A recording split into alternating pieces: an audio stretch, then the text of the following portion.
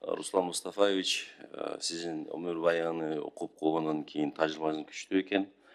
Бұл жерде суроом жоқ, бирок сунуш пикирлер бар да. Анан сіздің оюңуз деги билип кетейин деп ниеттемин.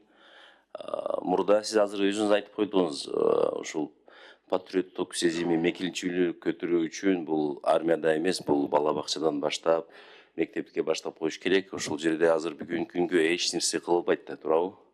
Мектепте мисал үчүн мурдагы военный подготовка деген жолду, ошондой эле бала бакчадан баштап же мектептен тиги бүтүрүүчүлөрү алып баруу үчүн сиздин воинский частьте алып барып коюп, аякта экскурсия кылып, аларга биздин аскердин немеси кызмат кандай өтүп атат деп көрсөтүү үчүн бул кандай ойлоп атасыз?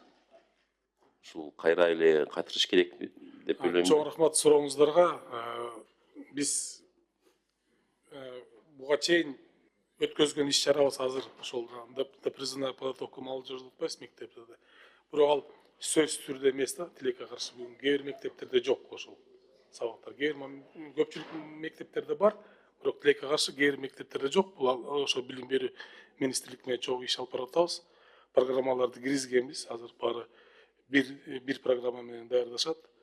Анан ошол дагы ошол сабак берүүчү мугалимдер дагы ошол жергиликтүү аскер комиссариаттар аркылуу дагы ошондой сунуш киргизип атабыз да. Алар дагы жөн эле билими жок, тажрыйбасы жок мугалим келбей, ошол сөзсүз түрдө аскер комиссариаттар менен макулдашып, тажрыйбасы бар пенсияга чыккандарды, ардактуу эс алууга чыккандарды ошол тарапта иштеткенге аракет кылабыз.